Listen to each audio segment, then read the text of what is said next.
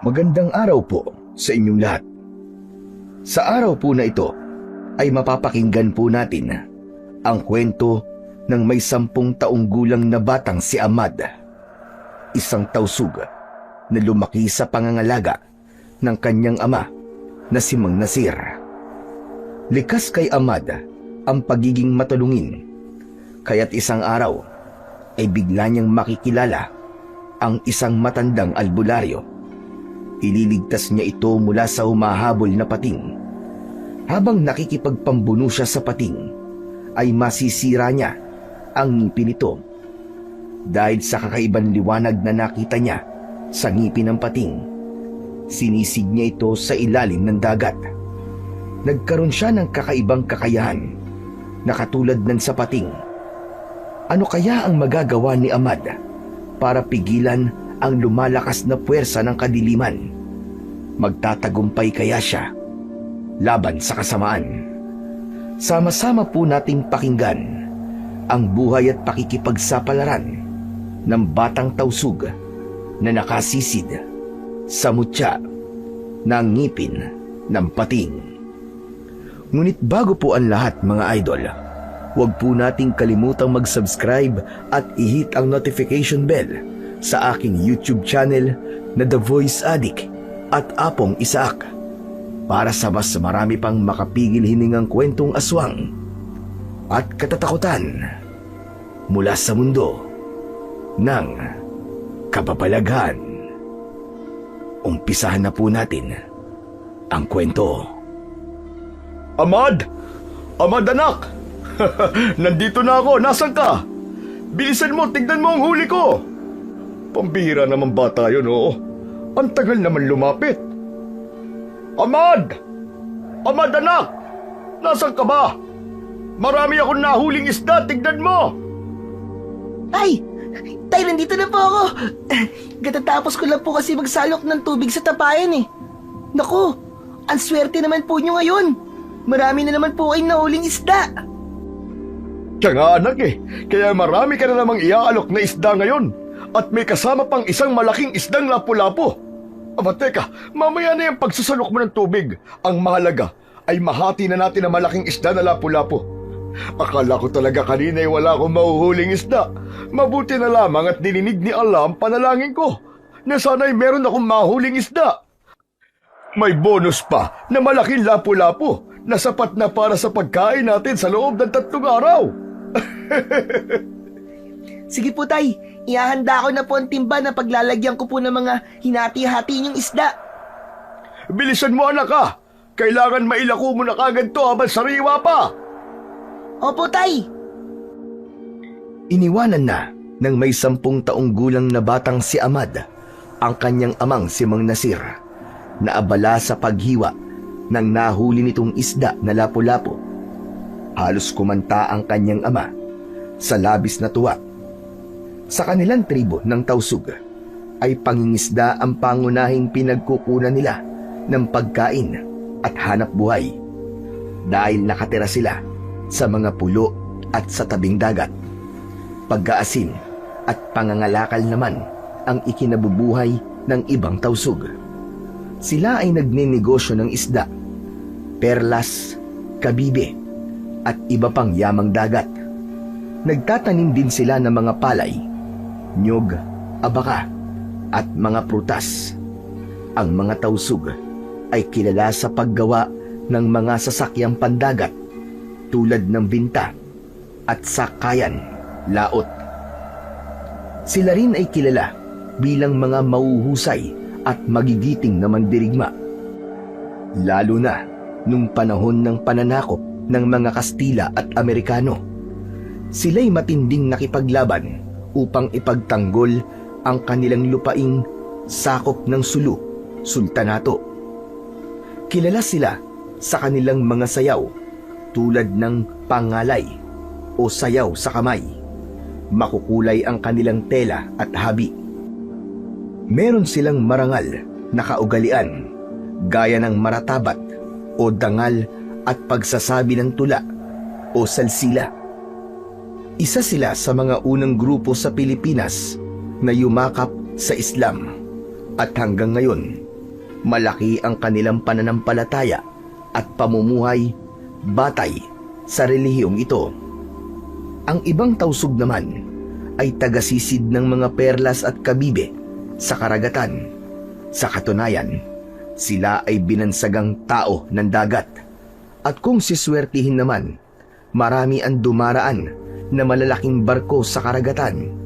At kapag natutuwa sa kanila, ang mga pasahero ay hinahagisan sila ng mga barya na kagad naman nilang sinisisid sa ilalim ng dagat.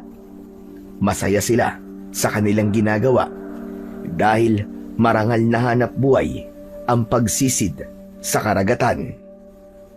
Masagana ang kanilang pamumuhay. Bilang isang tausug na namumuhay ay meron silang sariling mga paniniwala na kung hindi naman sila masasaktan ng ibang mga katribo ay hindi sila nagiging agresibo pagdating sa pakikipaglaban. Ayaw na ayaw nila ng gulo. Mas gusto nila ang tahimik na pamumuhay at malayo sa mga tao na merong ibang paniniwala kumpara sa kanila. Pagkalipas ng 5 minuto ay bumalik si Ahmad sa kanyang ama. Dala ang kulay puting timba na madalas niyang dinadala sa paglalako ng isda at ng asin. Bakit naman ang tagal mo? Tapos ko nang hiwain ang isda eh. Pasensya na po, Tay. Inayos ko po muna yung gagamitin ko sibat mamayang gabi. Bala ko po kasing mangilaw para makatulong po ako sa inyo. Anak, malaki naman na ang tulong mo eh. Itong paglalako mo ng isda, malaking tulong na to para sa akin. Dahil hindi ko na to gagawin. O sige na, ilako mo na ito nang makabalik ka na kagad. At ito namang natitirang isda, ito naman ang ulam natin. Ipagluluto kita ng paborito mong ulam. Sige po, Tay. Maraming salamat po. Isang tango lang ang itinugon ni Mang Nasir sa kanya bago ito umalis sa kanyang harapan. Saka, napadako ang tingin niya sa sunog nitong braso. Natatandaan niyang dati na nitong naikwento ang pagsalakay ng maraming salabay sa dagat. At yun ang tinamong pinsala ng kanyang ama sa pagliligtas ng ibang mga tausug na nalagay noon sa panganib. Kung hindi raw ito natulungan ng matanda, ay baka raw matagal na rin itong namatay. Kaya naman, kapag nauungkat ang tungkol sa braso ng kanyang ama, ay hindi nito naiiwasan ang hindi malungkot. Isang buhay raw ang nagsakripisyo kapalit ng buhay nito. At dahil daw sa nangyari, isang tao ang nawalan ng pamilya kapalit ng buhay ni Mang Nasir. Kaya magmula noon ay hindi niya na sinubukang magtanong sa kanyang ama ng tungkol sa nangyari rito. Isang malalim na buntong hininga ang pinakawalan ni Ahmad. Bago niya binuhat ang timba, tinahak niya ang daan papalayo sa maliit nilang tribo. Habang ang ibang mga kasama nila ay abala na rin sa mga gawain sa bahay at mga hanap buhay ng mga ito. Araw-araw na ganun ang kanilang ginagawa, na para bang umiikot lang ang kanilang buhay sa buong tribo nila at sa dagat. Pagdating niya sa unahan ng kanilang tribo, ay nagsimula na siyang magtawag sa kanyang mga suki. Isda! Isda po kayo riyan! Isda! Bili na po kayo, sariwang-sariwa lang po! Kauhuli lamang po ng isda! Bili na po kayo! Murang-mura lang po!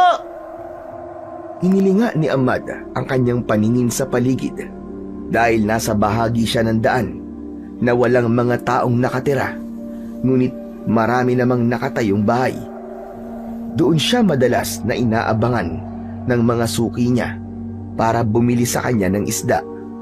Ngunit ngayon ay tahimik. Walang ibang kaluskos.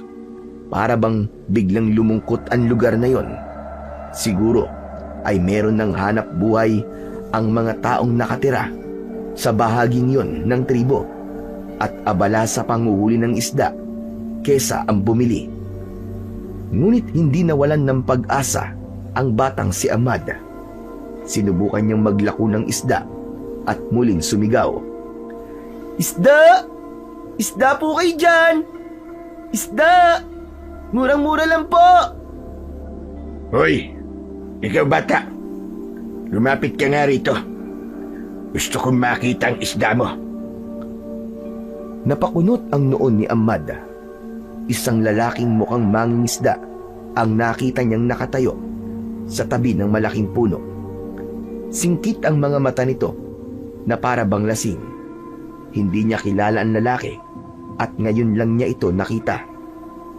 Nag-alala siyang lumapit sa lalaki dahil napansin niyang tila naglalaway na ito at hindi nito inaalis ang paningin sa hawak niyang timba na para bang gusto na nitong sunggaban at kainin ng hilaw ang isda na kanyang tinitinda.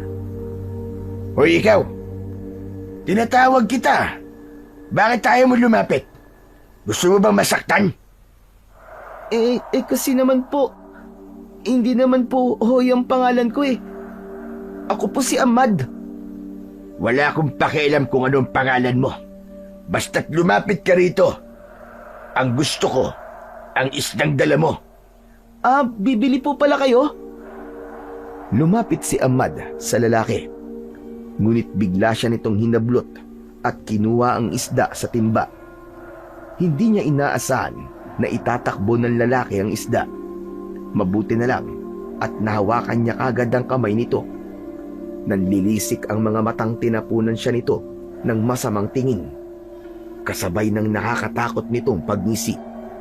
Lumitaw ang maiitim na mga ngipin nito na para bang nabubulok na kahoy. Bitiwan mo ang braso ko. Teka, sandali lang naman po, Manong. Hindi pa po kayo bayad eh. Anong bayad-bayad na sinasabi mo, ha? Hindi mo ba ako nakikilala? Meron ba akong sinabi na bibili ako ng isda? Bitiwan mo ang braso ko. Tatamaan ka sa akin. Halos lumapat ang isda sa dibdib ng lalaki dahil sa mahigpit nitong pagkakayakap. Hindi niya kayang abutin yon para agawin sa lalaki dahil mataas ito sa kanya. Kitang-kita niya ang panginginig sa katawan ng lalaki na para bang matagal na itong hindi nakakatikim ng isda. Yakap-yakap pa rin ng lalaki ang isda habang nagpupumiglas para makawala sa mahigpit niyang pagkakahawak. Hanggang sa bumundol ang kaba sa kanyang dibdib dahil sa pag-aalala.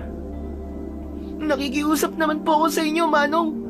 Bayaran niyo po yung isda. Mapapagalitan po ako ni tatay eh. Sige na po. Bayaran niyo na po ako. Ititinda ko pa po yan eh. Wala naman po pala kayong pambayad sa isda. Hindi po sana kayo kumuha ng isda. Bitiwan mo ang kamay ko. Gusto ko ng isda. May magagawa ka ba? Sige na. Bitiwan mo ang braso ko bago pa kita sipain dyan. Hindi po kita bibitiwan hanggat hindi niyo po ibinabalik sa akin ang isda ko. Magbayad po muna kayo. Ang laki-laki po ng katawan niyo. Hindi kayo maghanap buhay. Mahiya naman po kayo sa pagmumukha niyo. Ang kapal ng mukha niyo. Talaga bang gusto mong masaktan, ha? Hindi po ako natatakot masaktan. Kesa naman po kunin niyo ang pinaghirapan ng tatay ko. Ganun pala, ha? Matapang ka. Etong sa'yo. Aray! Bakit naman po kayo nananampal? Sinabihan na kita, di ba? Pumapatol ako sa bata. Baka hindi mo alam. Masyado mong pinapainit ang ulo ko. Tuluyan ng nandilim ang paningin ni Ahmad. Agad niyang nilukso ang kamay ng lalaki. Pilit niyang inaagaw ang isdang hawak nito. Nakipagpambuno siya. Dahil malakas ang lalaki, bumagsak siyang pasadsad sa lupa, kasama ng timba na hawak niya. Kaya naman, mabilis siyang bumangon at inatake ng palo ng timba ang lalaking nakatayo sa kanyang harapan. Galit na galit niyang hinampas ang katawan ng lalaki. Dahil sa sakit ay sinipa siya nito sa dibdib. Matigas ka, ha? Diyan! Pagkatapos nitong sipain ang kanyang dibdib, ay mabilis itong lumapit sa kanya. Isang malakas na suntok sa tiyan ang naramdaman ni Ahmad na tumama sa kanya. Muli siyang bumagsak sa lupa habang namimilipit sa labis na sakit ng tiyan. Sinamantala ng lalaki ang kanyang pagbagsak. Tumakbo ito papunta sa kakawyan. Dala ang kanyang panindang isda. Nahabol na lamang niya ito ng tanaw habang yakap niya ang tiyan na nasaktan. Umagos ang mainit na likido sa kanyang labi dahil sa malakas na sampal ng lalaki. Ibalik mo ang isda! Nakikiusap ako! Pero unti-unti nang naglaho sa kanyang paningin ang lalaking nanakit sa kanya. Maya-maya pa ay meron siyang narinig na yabag ng mga paa papalapit sa kanyang kinaroroonan.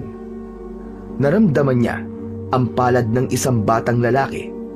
Bakas ang pag-aalala sa mukha nito. Habol ang sarili nitong hininga na parabang nanggaling sa malayong pagtakbo. Ayos ka na ba? Kaawaan ka ni Allah. Ano nangyari? Itinakbo niya ang isdang itinitinda ko. Tulungan mo ako. Mapapagalitan ako ni tatay. Nakita ko nga. Hindi ko na nga siya naabutan eh.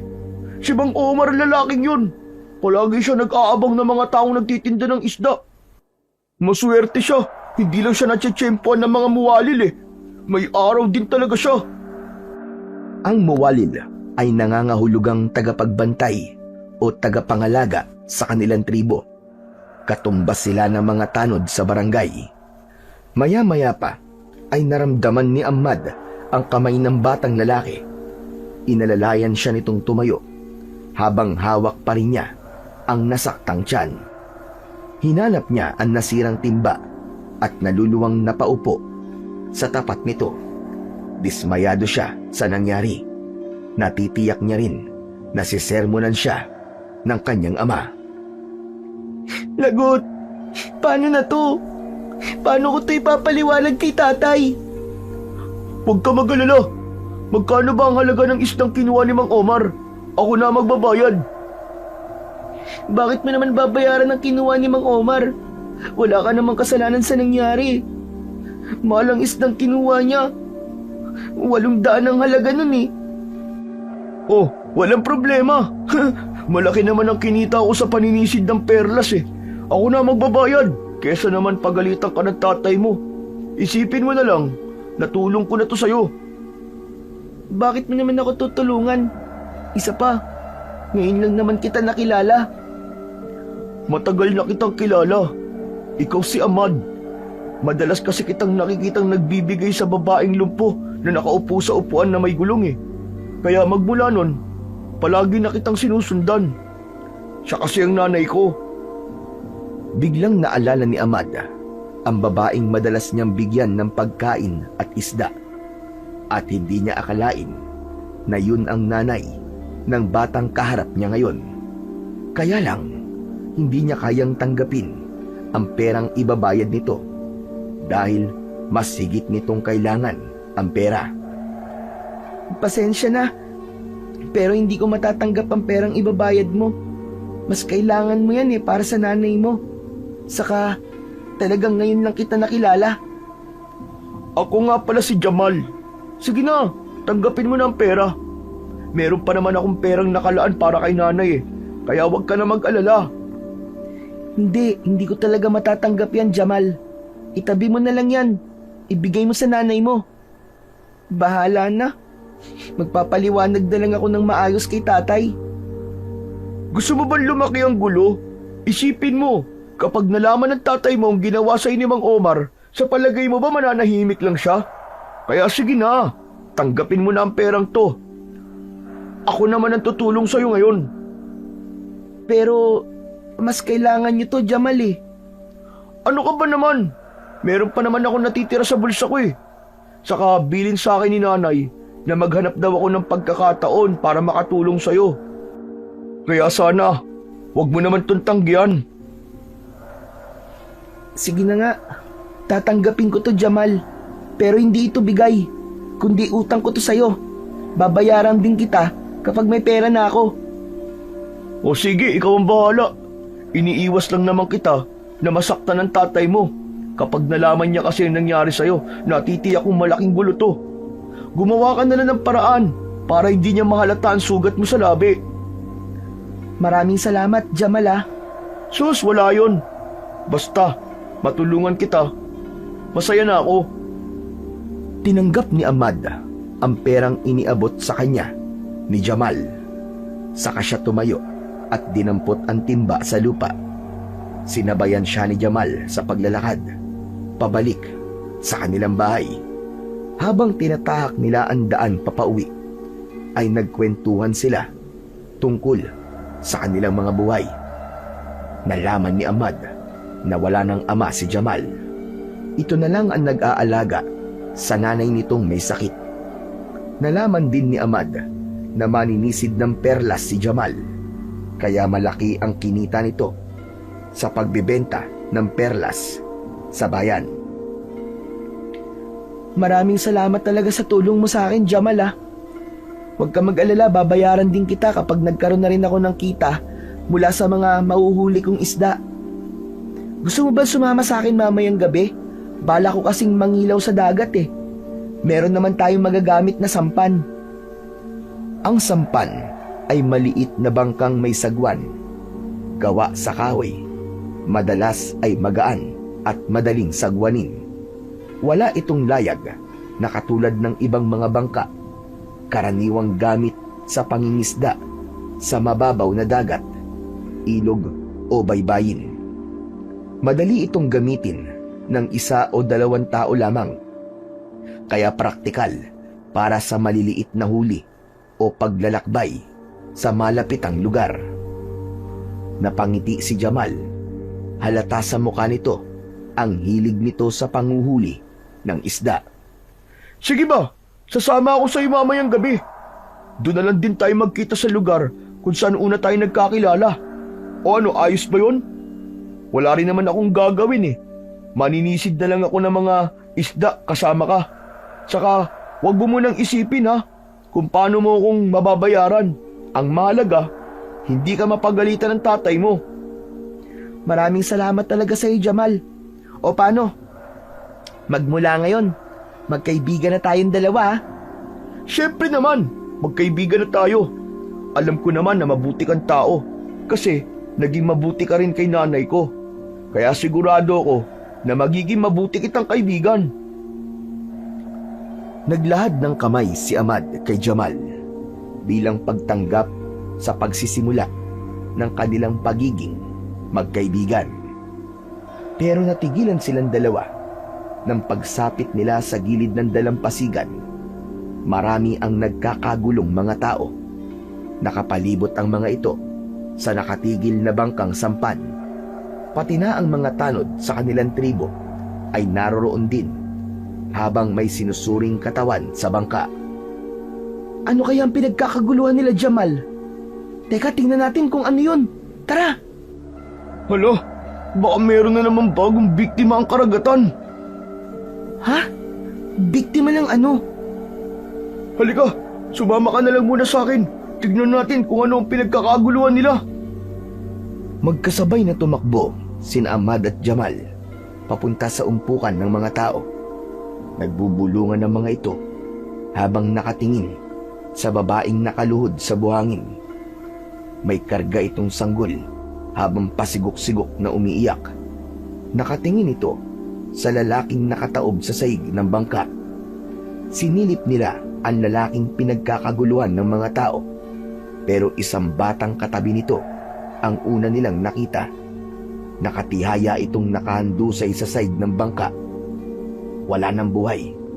Sunog ang balat at butas ang tiyan. Halos lumampas ang butas hanggang sa likod na para bang sinaksak ito ng malaking tubo. Ang lalaki namang nakataob ay wala ng binti. Nalaman nilang mag-ama ang namatay at ang babaeng umiiyak ay ang asawa ng biktima. Napapadalas na ang pagpatay sa mga mangingisda ng mga nilalang na hanggang ngayon ay hindi pa rin matukoy kung anong uri ng halimaw. Ang ibig mong sabihin, matagal nang nangyayari to, Jamal. Oo naman. Hindi lang ibinabalita sa iba dahil marami ang matatakot sa pangingisda. Kapag nangyari yun, wala na tayong mabibiling isda at wala na matutuwang bumisita sa tribo natin. Alam mo naman na isa yun sa mga pinagkukunan natin ng mga pangangailangan at hanap buhay, di ba? Pero paano naman ang mga biktima? Yun na nga ang nakakalungkot sa mga nangyayari, Ahmad. Mapipilitan silang manahimik dahil binabayaran sila ni Apu. Alam mo bang, sinasabi sa akin ni nanay na namatay raw ang tatay ko nang sinalakay sila ng mga salabay. Pero hindi ako naniniwalang salabay ang umatake sa kanila. Ngayon pa lang, gusto ko na mag-isip. Pagbatayan mo ang brutal na sinapit ng mga biktima, sa palagay mo ba, kagagawan pa rin ito ng mga salabay? Sige nga. Siyempre hindi, no. Kitang-kita naman ang ebidensya eh. Pero teka lang, bakit naman nila itatago ang ganitong kalalang sitwasyon? Dapat pa nga ipagkalat nila sa lahat na mayroong masasamang nilalang na nakatira sa ilalim ng dagat para mabigyan sila ng babala at mag-ingat. Pero hindi yun ang nangyayari, Ahmad. Iba ang patakaran dito sa tribo natin. Kung ganun pala, maaaring mapahamak din ang tatay ko kapag hindi napigilan ng mga nilalang na pumapatay sa mga mangingisda. Tango na lamang ang itinugon ni Jamal sa kanya. Dahil abala na rin ito sa pagtingin sa biktimang nakahiga sa bangka. Maya-maya pa ay dumating na rin ang ibang mga tao na kukuha sa bangkay ng mag-ama. May paniniwala sila na kapag namatayan ang bangka ay kailangan na yung ipaanod sa karagatan at pabayaang iba ang makakuha. Naniniwala ang mga tausug na may dalang malas ang bangkang pinagbuwisan ng buhay ng tao, kaya mas lalong lumalakas ang hagulgul ng iyak ng babaeng naulila sa asawa. Dahil yun na lamang ang natitirang panghanap buhay ng mga ito. Hanggang sa hindi na napigilan ni Ahmad ang kanyang sarili at inalalayan niya ang babaeng halos mawalan na ng malay sa labis na sama ng loob. Parang bigla niyang naalala ang namatay niyang ina. Namatay rin ang kanyang ina nang gabing sinalakay sila ng mga piratang kumuha noon sa mga alaga nilang manok at baboy. Kaya magmula noon ay marami na sa kanila ang may mga itinatagong sandata. Pinaghahandaan nila ang muling pagsalakay ng mga pirata. Pagkatapos nilang maihatid ang babae sa bahay nito, ay nagpasya na rin si Ahmad na umuwi sa kanilang bahay. Kaya naman, naisipan niyang isama ang kaibigang si Jamal. Ang mabuti pa kaya sumama ka na muna sa bahay, Jamal. Magluluto si tatay ng paborito kong ulam eh. Tapos, ipapakilala kita kay tatay para dalhan mo ng ulam ang nanay mo. Ano ang pangalan ng nanay mo, Jamal? Inda. Inda ang pangalan ng nanay ko. Yun naman ang madalas kong itawag sa kanya eh. O paano? Sasama ka ba sa bahay? Bala ko siyang bigyan ng ulam na madalas na iniluluto sa akin ni tatay. Naku, sigurado ako, magugustuhan yun ni Aling Inda. O sige, matagal na rin kaming hindi nakakatikim ng lutong bahay eh. Kadalasan kasi ay binibili ko lang sa karinderya ni Mang Jamir. Wala na kasing oras para magluto eh. Ngayon lang ako nagpapahinga dahil madalas kaming nasa karagatan. Ganun ba? O sige, tara na. Baka nakaluto na rin si tatay ng tanghalian. Masigla ang paglalakad ng dalawa habang tinatahak ang daan papunta sa bahay ni Ahmad. Kasama si Jamal na abala sa pagtingin-tingin sa daan na nilalakaran nila. Marami ang nagtataasang mga puno. Meron din na malawak na pananim ng palay at mga hayop na malayang nakakagala sa paligid ng kakauyan. Pagkalipas ng ilang minutong paglalakad, ay tumambad sa kanilang paningin ang kabuuan ng tribo ng mga tausug. Nakahilera ang mga bahay na gawa sa pawid at kawayan. Ang tahanan naman ni Amad ay nakatayo malapit sa kakawyan na ilan di pa na lamang ang layo mula sa karagatan. Maya-maya pa ay naunang pumasok sa loob ng malawak na bakuran si Amad bago niya sinulyapan si Jamal na natutuwa sa magandang estilo ng mga bahay na nadadaanan nila sa loob ng tribo. Pagtapat nila sa pintuan ng bahay ay saktong kalalabas lang ni Mang Nasir mula sa kusina. Nagpupunas ito ng basahan sa kamay. Tay, nandito na po ako! Napakunot ang noo ng kanyang ama nang mapadako ang paningin nito sa pumutok niyang labi, pati na sa gawi ng kasama niyang si Jamal. Kaya naman, agad na nagpakilala si Jamal kay Mang Nasir. Magandang umaga po. Sinamahan ko lang po si Amad. Ako ho pala si Jamal. Taga rito ka rin ba, Jamal? Abay, ngayon lang kasi kita nakitang kasama ang anak kong si Amad eh. Opo, taga rito lang po ako. Kilala ko po kayo eh. Kayo po si Mang Nasir. Oo, tama ka. Ako nga si Mang Nasir. Hindi ko alam na magkaibigan pala kayo ni Amad. Natigilan si Mang Nasir nang muli itong sumulyap kay Amad, pati na sa timba na bitbit ng kanyang anak. Teka anak, paano ba ang labi mo? Nadapa po kasi ako kanina eh. Tapos sumampas po yung bibig ko dun sa timba. Kaya nasira rin po yung timba natin, Tay. Aba, naku naman. Sa susunod ay mag-iingat ka, anak. Pambihira ka naman, oo. Masarap pa naman ang pagkakaluto ko sa isdang paborito mo. Abay ko, masakit ang labi mo, hindi mo malalasahan kung gaano kasarap ang ulam natin ngayon. Teka, sandali lang. Bakit ka nga pala naparito, Jamal? Tay, ako po nagsama sa kanya rito. Bala ko po sanang bigyan siya ng ulam na niluto nyo para sa akin. Anak po siya, Tay, ni Aling Inda. Yung babae pong nakaupo sa bangko na madalas niyo pong binibigyan ng isda at mga prutas. Matagal na hindi nakapagsalita si Mang Nasir at napatitig sa muka ni Jamal. Hindi naman pinansin ni Amad ang kilos na yon ng kanyang ama dahil naglakad na siya papasok sa kusina. Nilampasan niya ang kanyang ama na nakatayo pa rin at nakatingin sa gawi ni Jamal.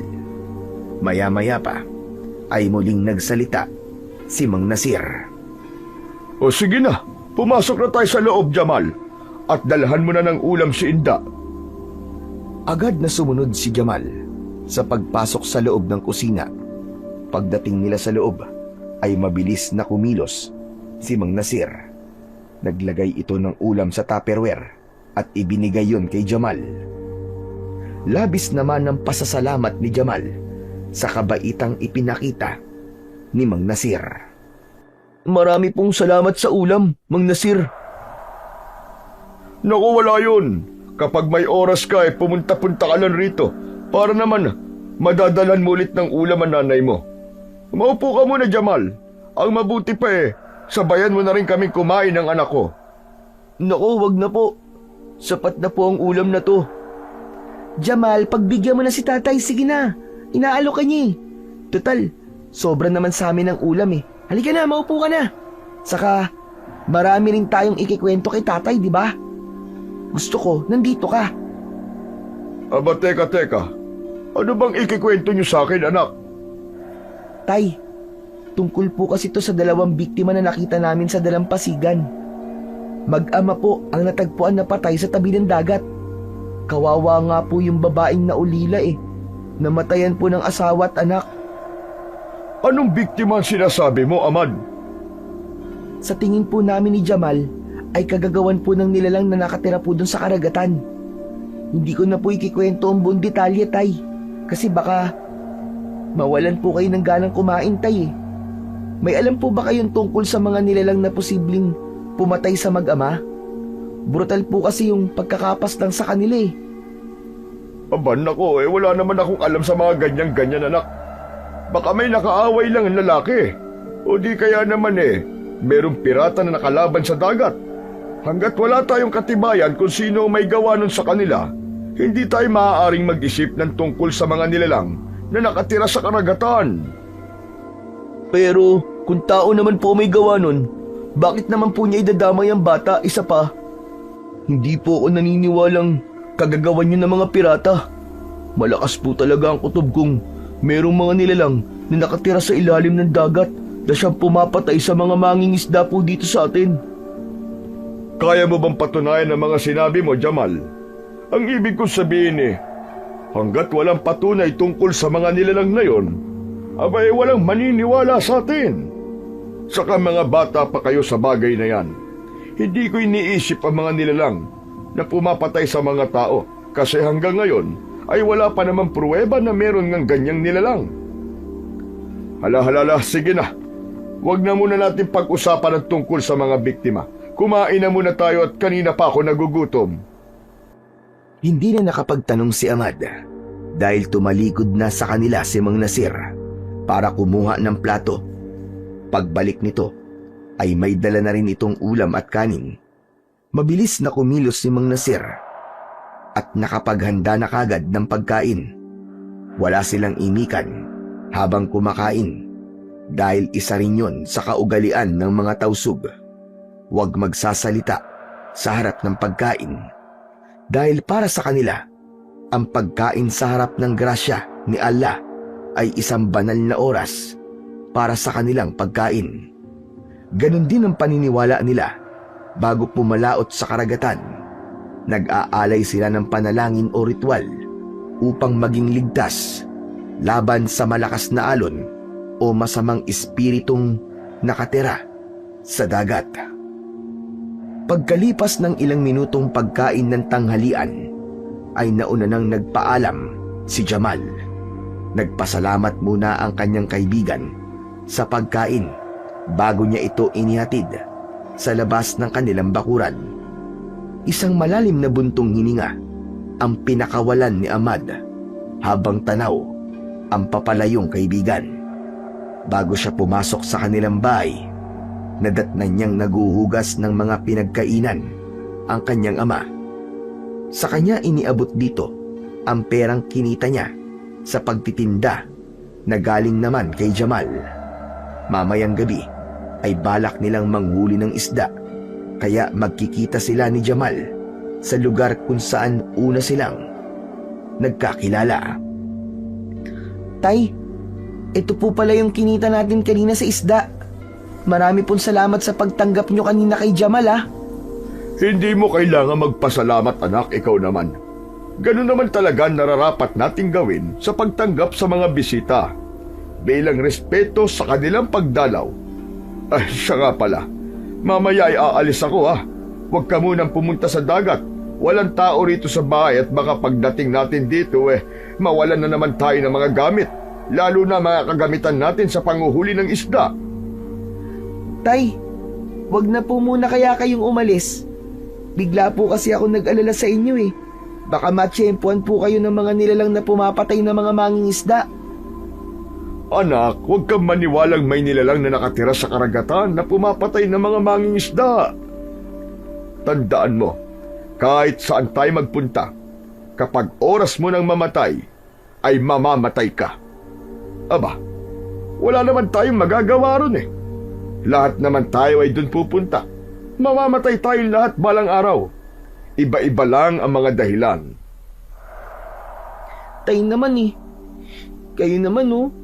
Huwag naman po kayo magsalita ng ganyan. Hindi naman ito basta salita lang, anak eh. Ito ang realidad ng buhay natin. Meron nga natutulog lang, biglang babagsakan ng kung anong bagay. Tapos ay mamamatay na. Hindi natin hawak ang oras. Kaya habang nabubuhay tayo, abay gawin natin ang gusto natin para naman hindi masayang ang lahat ng pinaghirapan natin. Ganon din yan sa trabaho. Hindi tayo titigil sa pagtatrabaho hanggat tayo ay buhay. Ang panganib, kasama natin yan sa buhay. Pero pwede naman po mag-ingat at umiwas, Tay. Anak, hindi tayo makakaiwas. Kapag oras na ay wala na tayong magagawa. mas mabuting harapin ang kamatayan kesa iwasan. Ay, tama na nga yan, puro patay ang pinag-uusapan natin. Kaya't sige na, huwag ka ng maraming tanong. Mamaya lang, aalis na ako. Huwag kang mag-alala, at malaking bangka naman ang gagamitin ko. Yung bangkang sakayan laot. Kahit papano may laban yun sa mga nilalang na magtatangka sa buhay namin. Marami naman kaming magkakasama. Ang bangkang sakayan laot ay isang uri ng sasakyang pandagat na ginagamit ng mga tausug at iba pang Moro sa Sulu Archipelago. Kadalasan na ginagamit ang sasakyan sa pangingisda, pamamasada sa dagat, pang-arkila at paglipat ng ibang isla. Kadalasan itong gawa sa kahoy, may katig para hindi tumaob, at minsan ay may layag. Ang katig ay dalawang pambalanse ng sasakyan sa tigkabila ang gilid ng bangka para maiwasan ang paglubog ng bangka. O sige na, magpahinga ka na muna at gamutin mo sugat mo sa labi. Tutuloy pa rin ako sa laot para mangisda. Saglit na natigilan si Amad sa sinabi ng kanyang ama. Hindi niya mapipigilan ito na pumunta ng laot dahil yun naman talaga ang kanilang hanap buhay. Kaya naman, isang lihim na plano ang nabuo sa isip ni Amad ng sandaling yon. Balak niyang sundan ang kanyang ama para makasigurado siyang ligtas ito. Uunahan na lamang niya ito sa pag-uwi sa bahay para hindi nito mahalata na sumunod siya rito. Bigla niyang naalala si Jamal dahil matutulungan siya nitong pumunta sa dagat sakay ng bangkang sampan. Pagsapit ng gabi ay pinakiramdaman ni Ahmad ang kilos ng kanyang ama sa kabilang silid. Idinikit niya ang kanyang tenga sa dingding ng pinto at narinig niyang naghahanda na ito ng mga dadalhin sa pangingisda. Narinig niya ang mga kalalakihang sumundo sa kanyang ama para mangisda. Ang mga ito ang makakasama ni Mang Nasir papunta sa dagat. Napasulyap si Ahmad sa nakabukas na bintana. Planado na niya ang gagawin. Alam na rin ni Jamal na ganung oras sila magkikita. Pagkakataon na niya yon para sundan ang kanyang ama upang matiyak ang kaligtasan nito. Maya-maya pa ay narinig niyang sumigaw si Mang Nasir para magpaalam. Anak, aalis na kami ha! Ang mga ibiniling ko! Opo, Tay! Tugon ni Ahmad habang nakatayo siya sa likod ng pinto. Nang marinig niya ang pagsara ng pinto, ay mabilis din siyang kumilos para maghanda naman ng dadalhin niya sa pagsunod sa kanyang ama. Dinala niya pati ang sibat. Bumundol ang kaba sa kanyang dibdib dahil yun ang kauna-unahang pagkakataon na gagawin niya ang bagay na yun. Idagdag pa ang matindi niyang pag-aalala sa kanyang ama. Pagkalipas ng ilang minuto ay handa na ang lahat ng kanyang mga gagamitin. Sa bintana siya dumaan. Pagbagsak niya sa lupa ay nagpalinga-linga muna siya sa paligid bago nagpasyang tumakbo papunta sa lugar kung saan ang tagpuan nilang dalawa ni Jamal. Dala ang lumang gasera ay malalaki ang hakbang ng paa na tinahak niya ang daan papunta sa kakauyan. Kaya naman, nang dumating siya sa kanilang tagpuan ni Jamal, ay nadatnan niya itong nakatayo sa ilalim ng puno na parabang kanina pa ito naghihintay sa kanya. Bakit ang tagal mo, Ahmad? Kanina pa akong pinapapak ng lamok dito eh. Akala ko tuloy hindi na tayo pupunta ng dagat. Pasensya ka na, Jamal ah. Hinintay ko pa kasing umalis si tatay. Hindi na muna tayo manghuhuli ng isda ngayon. Susundan na muna natin si tatay. Ha? Bakit naman? Nag-aalala ka ba na baka mangyari sa kanya ang mga nangyari sa mag-ama kanina? Siyempre naman, Jamal. Kaming dalawa na lamang ni tatay tapos mawawala pa siya, di ba? Sa bagay, o paano, tara na. Kanina pa kasing dumaan dito si Mang Nasir. Nagtago lang ako at baka malaman niya na magkasama tayo pupunta sa dagat. Gusto ko lang naman matiyak na walang mangyayaring masama kay tatay eh. Bigla kasi akong kinabahan. Sige, sasamahan kita. Mabuti na lang at dinala mo ang sibat mo. Oo, hindi natin alam kung ano ang mangyayari sa atin sa dagat. Mabuti na yung handa tayo. Wala rin ako magagamit na dahilan kay tatay kung sakaling mahuli niya tayo sa dagat. Kaya may pakinabang rin ang sibat na to. Pagkatapos mag-usap ng dalawa, ay magaan ang akbang ng mga paa na tinahak nila ang daan papunta sa dalampasigan. Maingat ang bawat paggalaw nilang dalawa para hindi sila mapansin ng grupo ng mga kalalakihang kasama ni Mang Nasir. Ilang metro lang ang layo ng mga ito sa kanila habang tanaw ang mga gaserang dala ng mga ito.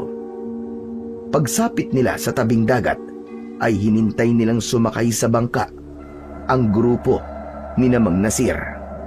Nang malayo na ang sasakyan ay saka naman mabilis na kumilos sina Jamal at Ahmad. Sumakay sila sa bangkang naghihintay sa kanila. Wala silang imika ni Jamal. Pareho silang nakatingin sa hulihan ng bangkang sinasakyan ni Mang Nasir. Pagdating nila sa gitna ng dagat, ay biglang nabaling ang kanilang atensyon sa naririnig nilang boses ng isang matandang humihingi ng tulong sa kanila. Tulong! Tulungan niyo ako! Saklolo! Sabay na napalingon ang magkaibigan sa pinagmumula ng sigaw ng matanda. Kitang-kita nila ang pagmamadali ng matandang lalaki sa paglangoy papalapit sa kinaroroonan ng kanilang bangka. Sa hulihan nito ay napansin nila ang nakalitaw na matulis na bagay sa tubig. Isang uri ng palikpik sa likod ng isang mapanganib na pating. Kapag lumalangoy ang pating malapit sa ibabaw ng dagat, ang dorsal fin ang unang nakikita at nagiging hudyat ng kanyang presensya. Kaya kapag may nakikitang matulis na palikpik na nakalitaw sa tubig, kadalasan ay senyalis yun na may pating sa paligid. Tulungan natin ang matanda, Jamal. Nasa panganib siya. Hinahabol siya ng pating dahil sa kanyang sugat sa balikat at leg. Pero paano ang tatay mo? Malayo na ang kanilang sinasakyan. Magliligtas muna tayo ng buhay, Jamal. Saka na natin susundan ang bangka ni tatay. Tara na! Malakas na inilubog ni Ahmad ang kanyang sagwan sa tubig, papalapit sa matandang humihingi sa kanila ng tulong. Habang ang dorsal fin ng pating ay nanatili pa ring nakalitaw sa tubig at mabilis na hinahabol ang matanda. Kaya naman, dala ng pag-aalala ni Ahmad ay agad siyang tumalon sa tubig. Narinig niya ang malakas na pagsigaw ni Jamal para pigilan siya. Subalit, mas nanaig ang kagustuhan niyang mailigtas ang matanda. Bigla siyang nawalan ng pakialam sa kanyang buhay dahil ang gusto niya ay malito ang pating at hindi na nito habulin ang matanda. Lalo na at nakikita niyang nanghihina na ito mula sa matagal nitong pagkakababad sa tubig. Walang takot na hinarap ni Ahmad ang pating. Hinawakan niya ang palikpik nito sa likod. Ginawa niya ang lahat para mabaling ang atensyon nito sa kanya. At hindi naman siya nabigo. Ligtas na nakasampa ng bangka ang matanda, habang siya naman ay nasa ibabaw pa rin ng pating. Tila nagalit ito sa ginagawa niya. Inilangoy siya nito sa malalim na bahagi ng dagat. Ilang beses itong sumisid sa ilalim ng tubig. Sinubukan siya nitong lunurin, pero hindi siya bumitaw sa palikpik nito.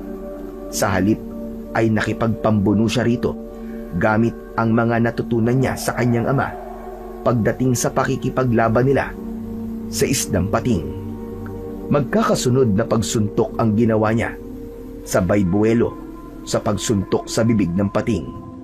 At dahil likas kay Ahmad ang pagkakaroon ng malakas na kamao, ay nabasag niya ang ngipin ng pating at nahulog yun sa ilalim ng tubig. Hindi sinasadyang nakita niya ang pagkislap ng ngipin sa tubig. Kaya naman, dala ng kanyang kuryosidad, sumisid siya sa malalim at hinabol ang bumubulusok na ngipin ng pating. Kailangan kong makuha ang kumikislap na bagay na yun. Meron kaming paniniwala na may dalang swerte sa pangingisda ang ngipin ng pating. Bulong ni Ahmad sa kanyang sarili habang mabilis na lumalangoy pailalim sa dagat.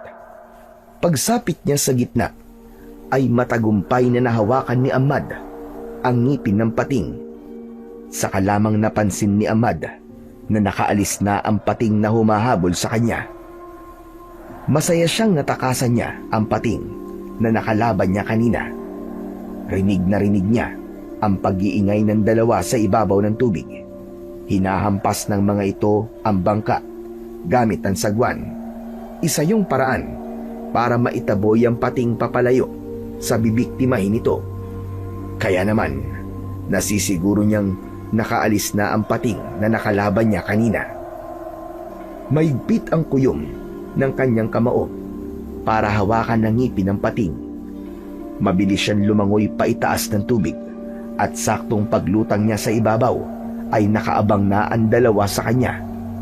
Inalalayan siya ni Jamal para makasampa sa bangka. Habol ang hiningang napasandal siya sa gilid ng sasakyan.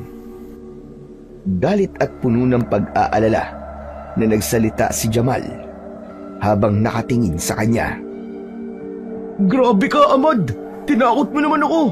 Bakit ka ba biglang tumalon sa tubig? Pakiramdam ko tuloy, humiwalay ang kaluluwa ko sa katawan ko eh. Natakot talaga ako sa ginawa mo kanina. Paano kung napahamak ka? Kung di ko yung ginawa, Jamal, masasaktan ng matanda. Malapit ng abutan ng pating yun, di ba? Saka lamang nabaling ang atensyon nila sa matandang habol ang sariling hininga. Nakatitig ito kay Ahmad at hindi inaalis ang paningin sa mukha niya. Maya-maya pa ay nagsalita ito ng buong paghangang nakatingin sa kanyang kamao. Kakaiba ang ipinakita mo tapang kanina, iyo. Narinig kong Ahmad ang tawag sa iyo ni Jamal. Bagay sa iyo ang pangalan mo. Nang ibig sabihin ay kapuri-puri o kahanga-hanga. Talagang namangha ako sa galing mo at tapang na ipinakita mo kanina. Alam mong may posibilidad na mamatay ka sa pagliligtas sa akin. Pero hindi ka nagdalawang isip para tulungan ako. Nagpakita ka ng kabayanihan at katapangan. Kahit naman po siguro sino ay tutulungan po kayo. Saka, kaya ko naman pong labanan ng pating kanina eh. Kaya hindi po ako natakot. Kung kilala niyo na po kami, pwede po bang malaman namin kung ano po ang pangalan niyo? Ako si Apo Karim. Hindi ko akalain na masisira ang ginawa kong binta. Hindi ko napansin na mayroong pating na umaaligid sa akin at sinira niya ang bangka ko. Bumagsak ako sa tubig at bigla kong inatake ng gutom na pating. Nang masugatan ako, ay bigla siyang naging agresibo. Kung hindi ako nanlaban kanina ay baka napahamak na ako. Maraming salamat sa tulong mo sa akin, Ahmad. Utang ko sa iyo ang aking buhay. Wala pong anuman, Apo Karim. Ang mahalaga po ay ligtas kayo. Pero kailangan po ninyong magamot kagad. Hindi po tumitigil ang pagdurugo ng sugat nyo eh. Pero, bakit po kaya bigla na lamang umatake ang pating sa inyo, no? Nangyayari lamang ang ganitong senaryo kapag sobra na ang pangingisda at panggugulo ng mga tao sa karagatan. Kaya silang mga pating ay naghahanap na rin na makakain dahil sa labis na gutom. Isang palatandaan ng nalalapit na pagsalakay ng mga halimaw na nakatira sa karagatan. Biglang napasulyap si Ahmad sa gawi ni Jamal na hindi na nakapagsalita at pinakinggan na lang ang pinag-uusapan nila ni Apo Karim. Natakot rin siguro ang kaibigan sa ginawa niya kaya lihim niya yung pinagsisihan at nahiya kay Jamal. Pero tahimik lang itong nakatingin sa matanda habang nagsasagwan ito pabalik sa dalampasigan. Bigla nilang nakalimutan ang totoong pakay nila kung bakit nasa laot sila ng sandaling yun. Wala rin tigil sa pagdurugo ang sugat ng matanda, kaya wala na silang nagawa kundi ihatid ang matanda sa bahay nito. Pero dahil sa binuksang usapan ni Apo Karim, ay biglang naging interesado si Ahmad. Gusto niyang malaman kung anong halimaw ang tinutukoy nito na nakatira sa ilalim ng karagatan. Teka, sandali lang po, Apo Karim. Ano po ang ibig niyong sabihin tungkol sa halimaw na nakatira po sa ilalim ng karagatan? Sila ang mga nilalang na nagiging dahilan kung bakit marami ang mga isdang napipilitan na umahon sa tubig. Ipinagkakait nila ang teritoryo para malaya silang makapambiktima. Dala ng kuryosidad ay napatayo si Ahmad at mabilis na lumapit sa kinaroroonan ng matanda na nakaupo pa rin sa gilid ng bangka, habang si Jamal ay nananatiling tahimik at patuloy lamang sa pagsagwan. Hindi napansin ni Ahmad ang nakaharang na kahoy, kaya sa paghakbang niya ay natisod siya at bumagsak siya sa saig. Nabitiwan niya ang ngipin ng pating na nasa kamay niya. Gumulong yun papalapit sa paanan ni Apo Karim. Napatitig ang matanda sa bagay na yon at nanlaki ang mga mata nito na nakatitig sa pangil ng pating. Mabaging Allah! Isang pangil ng pating. Nakakuha ka ng isang kakaibang pangil ng pating. Nanginginig ang kamay ng matanda nang damputin nito ang ngipin ng pating sa saig. Mabilis na tumayo si Ahmad at lumapit sa tabi ng matanda, habang ang kanilang paningin ay hindi inaalis sa ngipin na hawak nito.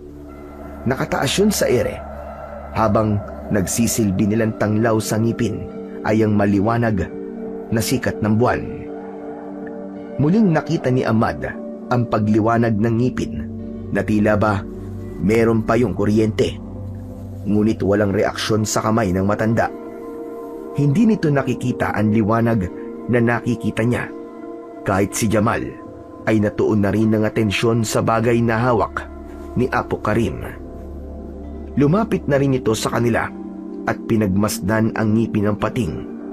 Halos kasing laki lamang yon ng daliri ng tao, dahil ang ngipin na natanggal ay malayo sa kinalalagyan ng pangil ng pating.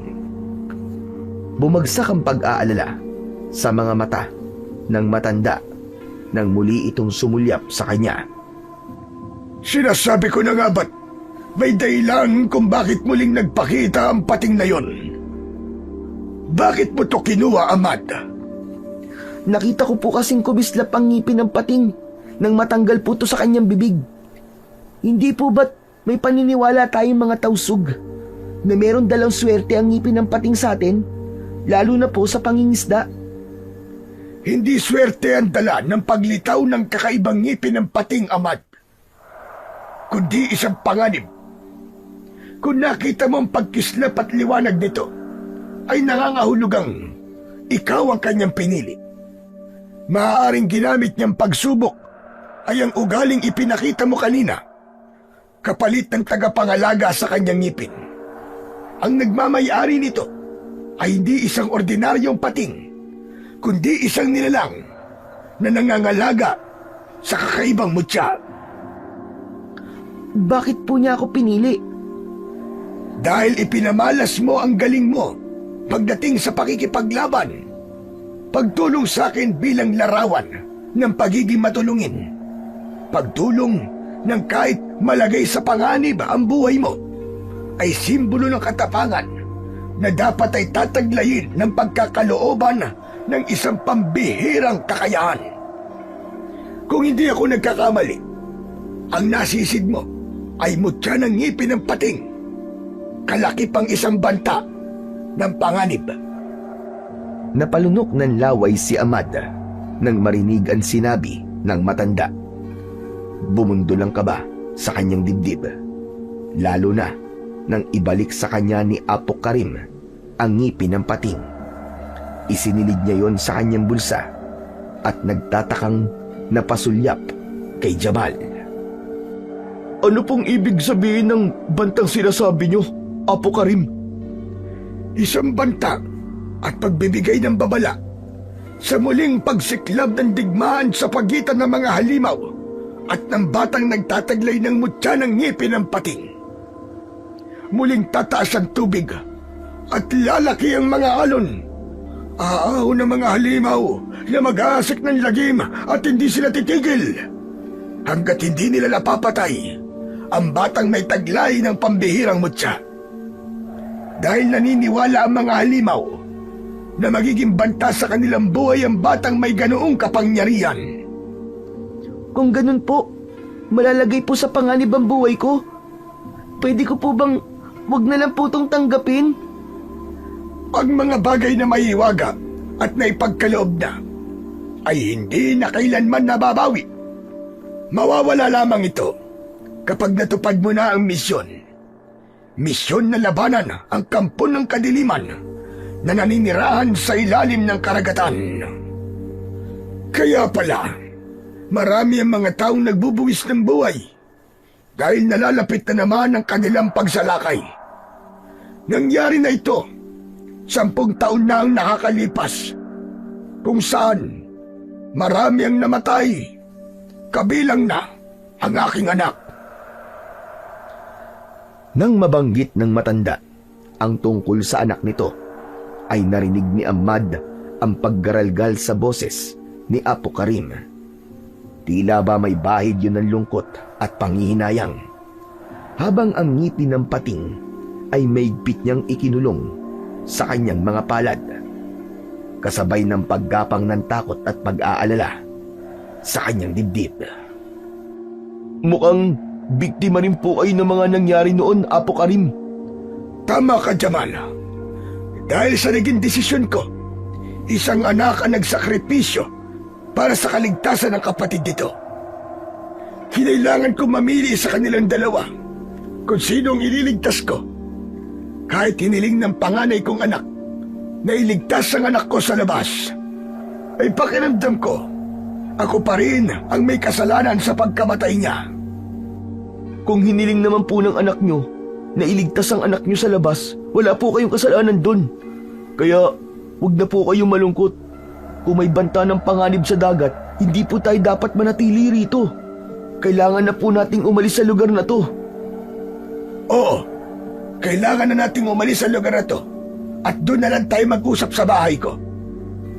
Agad na kumilos si Jamal para sagwanan ng bangka papalayo sa lugar na yon, habang si Ahmad naman ay nahulog sa malalim na pag-iisip. Dahil muling naungkat ang pangyayaring matagal nang gustong kalimutan ng kanyang ama. Naganap noon ang malaking sunog ng dahil sa mga pirata. Ngunit ngayon ay malinaw na sa kanya ang lahat. Hindi pirata ang sumalakay sa kanila, kundi mga halimaw na nakatira sa ilalim ng dagat. Ang araw na nawala rin ang kanyang ina at naiwan siya sa pangangalaga ng kanyang ama. Natatandaan niya ang kwento ni Mang Nasir. 1 buwan pa lang siyang naipapanganak nang sumalakay ang mga nilalang, kung saan ay itinuring ng mga katribo nila na isang malaking bangungot na nangyari sa buhay nila. At ngayon ay muli na namang magaganap ang pagsalakay ng mga nilalang. Kaya gagawin niya ang lahat para mapigilan ang kampon ng kadiliman sa pag-aasik ng mga ito ng lagim. Maya-maya pa ay naramdaman niyang tumigil ang bangka. Hindi na malayan ni Ahmad na nakarating na sila sa pangpang ng dagat. Pagbaba nila sa bangka ay muling nagsalita ang matanda. Ingatan mo ang mutya ng ngipin ng pating. Dahil magagamit mo yan, Ahmad, sa laban, sa kampon ng kadiliman. Opo, Apo Karim. Magagamit ko na to para mabigyan ng hustisya ang nangyari sa pamilya natin. Panahon na para tapusin ang paggasik nila ng lagim. Iatid na po namin kayo sa bahay nyo, Apo Karim. Ayos lang ba sa inyo kung ihatid nyo ako sa bahay ko? Wala naman pong problema sa amin na maihatid po kayo. Lalo na po sa kalagayan nyo po ngayon. Kailangan po maggamot kagad ang sugat nyo. Baka po mag-alala sa inyo ang pamilya nyo kapag nakita kayo sa ganyang kalagayan. Wala na akong pamilya, Jamal. Meron akong nag-iisang anak na buhay. Kaya lang, masama ang loob niya sa akin dahil iniwan ko siya nung bata pa at ipinagpalit sa tunay kong pamilya. Pero ginawa niyo lang naman po kung ano ang tama. Huwag lang po kayong sumuko. Ipadama niyo po sa kanya kung gaano niyo po siya kamahal. Malaki ang pagkukulang ko sa mga anak ko, Ahmad. Baka hindi niya ako mapatawad. Kaya naman, kahit may nangyaring masama sa akin, wala namang iiyak para sa akin. Tila merong tumusok na libu-libong pako sa puso ni Ahmad nang marinig ang malungkot na boses ng matanda. Parang siya ang nasaktan sa sinabing yon ni Apo Karim. Kaya naman, sinamahan nila ang matanda pauwi sa bahay nito. Pagkalipas ng ilang minutong paglalakad, ay narating nila ang bahay ni Apo Karim. Isang maliit na kubo ang tumambad sa kanilang paningin. Nag-iisa yon na nakatayo sa gitna ng 2 puno ng nyog na malapit sa dalampasigan. Maya-maya pa ay inaya silang pumasok sa loob ng bakuran nito.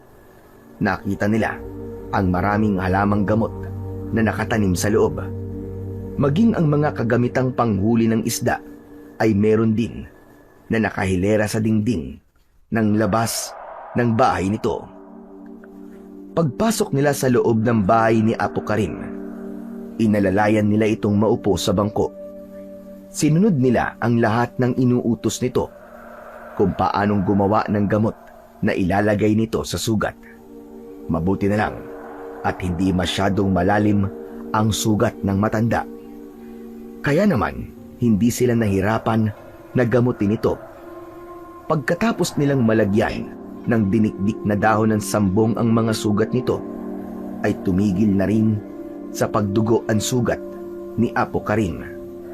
Bago sila nagpaalam na umalis, ay ipinagluto nila ito ng nilagang dahon ng bayabas na magagamit nito sa paglilinis ng sugat. Sobrang nagpapasalamat sa kanila si Apo Karim at hindi maitago sa mukha nito ang labis na kaligayahan habang nakatitig sa kanilang mga mukha ni Jamal. Pagkatapos nilang magpaalam sa matanda, ay magkasama silang naglakad pauwi naman sa kanilang bahay. Inihatid na muna ni Ahmad ang kaibigan sa bahay nito. Saka naman siya umuwi ng mag-isa. Dahil maliwanag naman na ang sikat ng buwan, ay hindi siya nakaramdam ng pag-aalala sa daan. Ilang saglit lamang ay narating niya ang kanilang bahay, pero bumundol lang kaba sa kanyang dibdib nang makitang maliwanag ang loob ng kanilang bahay. Bigla siyang nagtaka dahil imposible namang nakauwi na ang kanyang ama. Kaya lang, sa tagal niyang namalagi sa bahay ni Apo Karim, natitiyak niyang naunahan na siya sa pag-uwi ni Mang Nasir. Bigla siyang nag-alala at natakot na baka mapagalitan siya ng kanyang ama dahil sa ginawa niya. Dahan-dahan ang ginawa niyang pagakbang papasok sa kanilang bahay at hindi nga siya nagkamali. Nakita niyang nakaupo ang kanyang ama sa harap ng lamesa na merong gasera.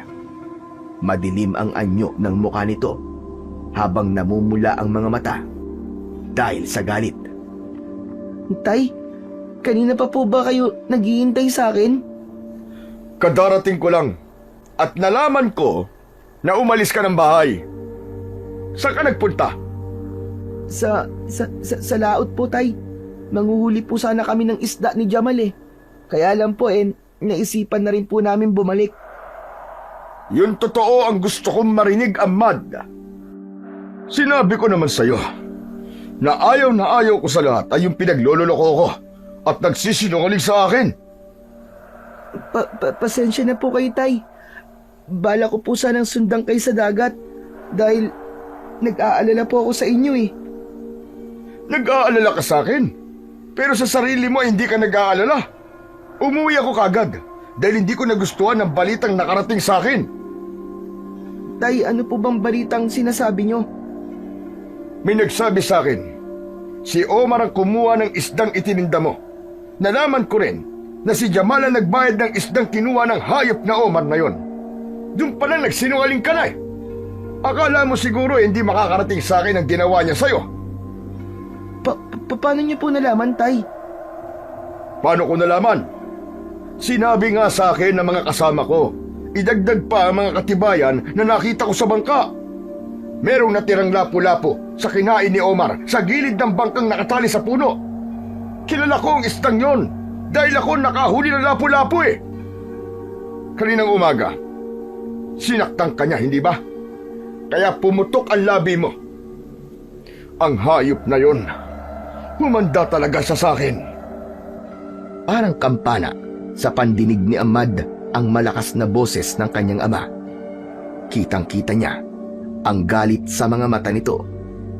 Kaya naman, nanginginig ang kanyang tuhod na napatungo siya bilang tugon niya sa kanyang ama. Hindi na napigilan ni Mang Nasir ang galit at nagwala ito. Lalo pa at nakikita nito ang pumutok niyang labi. Ibang magalit ang kanyang ama. Kaya kapag nagwawala ito, ay pakiramdam niya nahihirapan siyang huminga. Ilang beses na itong kumuntikang makapatay dahil sa hindi nito napipigilan ng galit na nararamdaman. Kaya wala siyang magawa ng mga sandaling yun at paulit-ulit na humingi ng tawad sa kanyang ama habang hindi rito tumitingin. Hindi siya kinausap ni Mang Nasir dahil sa labis na sama ng loob nito sa kanya. Nang makaraos ang galit nito, ay nagpahangin ito sa labas at sinabing matulog na siya. Bukas na lamang daw sila mag-uusap. Pagpasok niya sa loob ng kanyang kwarto, saka lamang siya nakahinga ng maluwag. Dinukot niya sa kanyang bulsa ang ngipin ng pating at kinuha ang nakatago niyang kwintas sa lumang aparador. Inalis niya ang palawit nun at ipinalit niya ang ngipin ng pating. Nang maisuot niya sa kanyang leeg ang kwintas, ay nagpalit na rin siya ng damit at saka nahiga sa kanyang katre na gawa sa kawayan. Dala ng pagod ay hindi na namalayan ni Ahmad kung paano siyang nakatulog. Kinabukasan ay nagising ang natutulog na diwa ni Ahmad sa malakas na huni ng mga ibon sa labas ng kanilang bahay. Pati na ang kakaibang pakiramdam ng kanyang katawan. Bumangon siya at pinagmasdan ng kanyang sarili. Parang may kakaiba sa kanyang pakiramdam. Pagtayo niya ay biglang bumilis ang kanyang galaw. Mabilis siyang nakarating sa labas ng kanyang silid. Kaya naman, napahawak siya sa gilid ng pinto. Teka, ano ba tong nangyayari sa akin? Bakit kaya biglang naging ganito ang kilos ko? Hindi kaya dahil sa suot kong mutya? Bulong ni Ahmad sa kanyang sarili. Habang nakatungo, ay bigla niyang narinig ang boses ng ama niya na si Mang Nasir. Nakita niyang nakatingin ito sa kanya. Wala na ang bakas ng galit sa mga mata nito. Nagtataka itong nakatingin sa kanyang ikinikilos. Hindi bumibitiw si Ahmad sa pagkakakapit niya sa pintuan na para bang may malakas na enerhiyang humihila sa kanya papunta sa kinaroroonan ng dagat. Mabuti naman at gising ka na, anak. Aba teka, ano ba nangyayari sa iyo? Tay, parang ang init po kasi ng pakiramdam ko eh. Parang hinihila po ako ng dagat. Ano bang kalokohan yan, Ahmad? Ang mabuti pa kaya ay pumunta ka sa bangka natin at kunin mo ang naiwan kong sibat. Baka mawala eh. Nakalimutan kong dalhin. dahil sa pagmamadali. Kaya nagkaroon ng pagkakataon si Ahmad na pagbigyan ang kanyang nararamdaman na pumunta sa dalampasigan. Mabilis siyang tumakbo at hindi na nagpaalam sa kanyang ama. Ramdam niyang nahabol siya ng tanaw nito at nagtataka sa kakaibang ikinikilos niya. Hindi niya makontrol ang nararamdaman. Hindi rin niya namalayan kung paano siyang mabilis na nakarating sa dalampasigan. At ibang eksena ang kanyang nadatnan.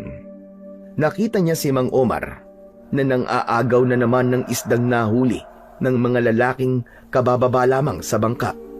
Nakita niyang binubugbog nito ang lalaking nakahiga na sa buhanginan at nakikiusap na huwag kukunin ng isda.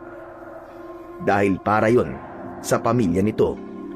Ngunit malakas ang boses ni Mang Omar. Pilit nitong inaagaw ang mga isda sa kamay ng lalaki.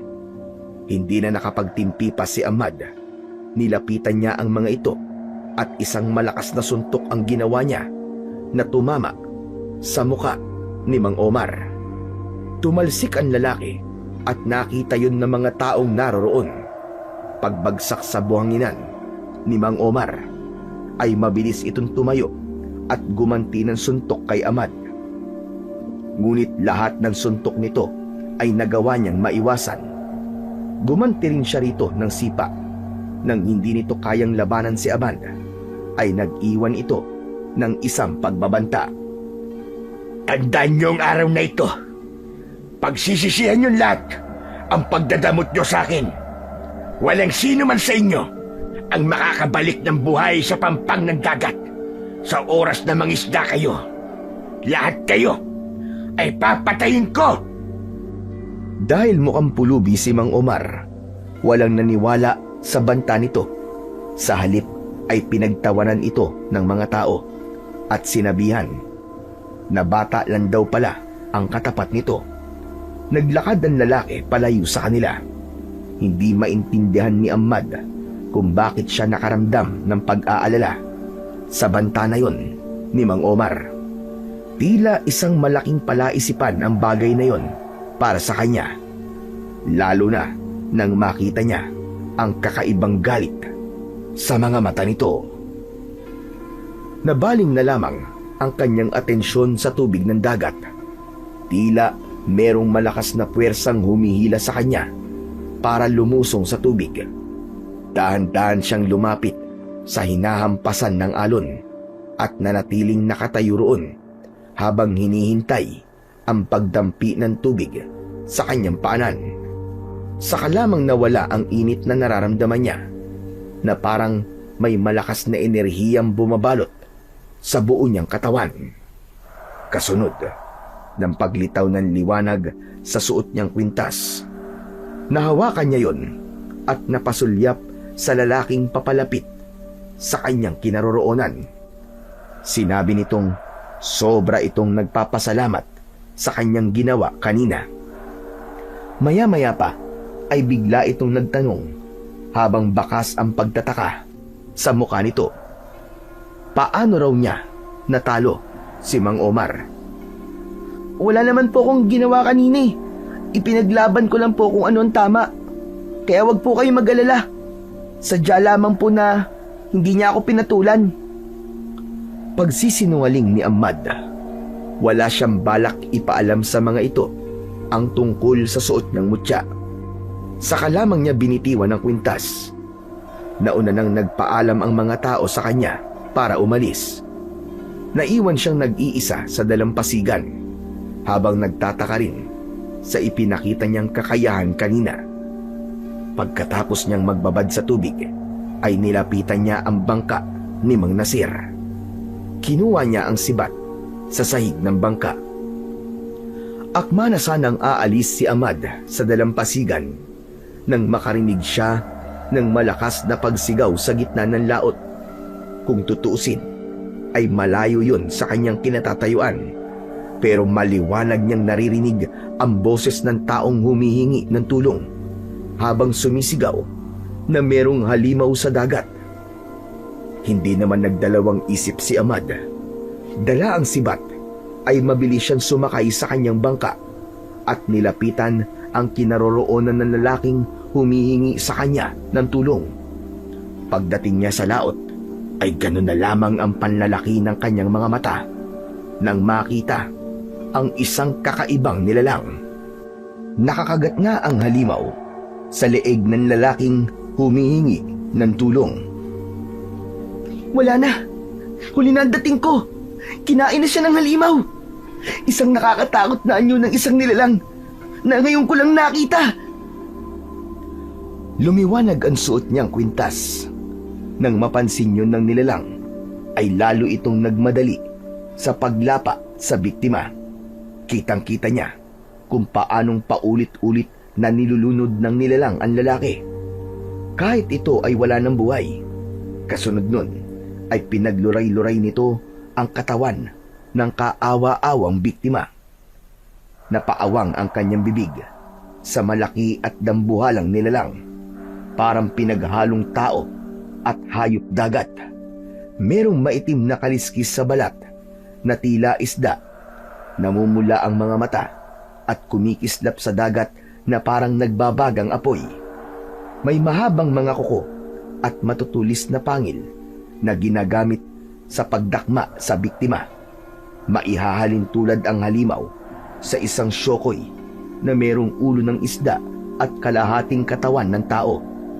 Tumutulo ang malapot nitong laway na may kasamang dugo mula sa katawan ng lalaking nilapa nito. Buong lakas na binitiwan ni Ahmad ang sibat pabato sa nilalang. Bumaon ang talim ng kanyang sibat sa leeg ng kalaban. Bumagsak ito at lumubog sa tubig. Lumutang ang mapulang likido mula sa pinaghalong dugo ng katawan ng biktima at ng nilalang, kasabay ng pagsisid niya ng mabilis sa ilalim ng tubig. Taglay ang bilis ng paglangoy na parang isang pating.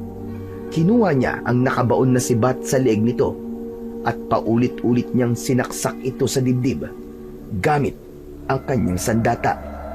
Bigla itong natunaw sa tubig na parabang binuhusan ito ng asido, habang ang suot niyang mutya ay biglang nag-init na parang apoy.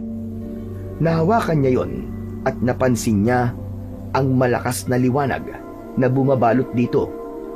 Ngunit hindi nagtagal ay nawala ang liwanag nito. Indikasyong wala na ang panganib sa paligid. Kaya naman, lumangoy na siya papunta sa ibabaw ng tubig. Paglitaw niya sa tubig, ay narinig niya ang boses ni Apo Karim, sakay ng bangka nito. Tinulungan siya nitong sumampa sa bangka. Nakita ko mga nangyari mula sa pakikipaglaban mo kay Omar at sa nilalang na napatay mo ngayon gamit ang sibat. Ano po klaseng nilalang ang nakalaban ko, Apo Karim? Ngayon lang po ako nakakita ng ganong isda na merong makakapal na kaliskis sa katawan. At kung kumain siya ng tao, para po bang wala ng bukas? Dahil mabangis silang halimaw, Ahmad, nag-aalala ko. Dahil yun ang simula ng kanilang pag-ahon sa dagat. Sila ang mga nilalang na Tambanukano, isang halimaw na sinasabing kayang sumisid at maniraan sa ilalim ng dagat o sa ilog. Isa silang uri ng mga aswang. Karaniwan silang inilalarawan na malaki at mabagsik na parang dambuhalang nilalang. Sila ang mga taong isda na mabangis kumpara sa mga halimaw sa lupa. Meron silang kakayahang mag-anyong tao para manlinlang at mambiktima. At kapag nagtagumpay, dinadala nila ang tao sa ilalim ng tubig upang patayin at doon kainin. Ano pa po ang iba nilang kakayahan para masabing mas mapanganib sila kumpara sa mga aswang sa lupa? Mahusay silang magpanggap bilang karaniwang tao. Minsan isang estranghero o mangingisda. Maaari ring mag-anyong kaakit-akit upang makaakit ng biktima. Ngunit kapag nadadala na sa dagat, bumabalik sila sa tunay nilang mga anyo bilang isang halimaw. Sinasabing parang anino o malaking nilalang na gumagalaw sa kailaliman ng tubig ang mga Tambanocano. Madalas silang inihahambing ng ilan sa dambuhalang alimango o pugita na may kakayahang sumunggaba at hilahin ng tao pailalim sa tubig. Kung ganun po sila kalakas, ano naman po magagawa ng mutya laban sa mga aswang na Tambanocano? Ang mutya ng ngipin ng pating ay magbibigay sa iyo ng tapang, lakas, bilis, at talas ng pandinig. Lilinaw din ang iyong paningin. Magkakaroon ka ng kakayang lumangoy na kasimbilis ng pating. Pati na ang kakayang makalanghap ng hangin kahit nasa ilalim ka pa ng dagat. Kaya't hindi ka madaling malulunod. Magkakaroon ka rin ng kakayang tumalas ang pangamoy.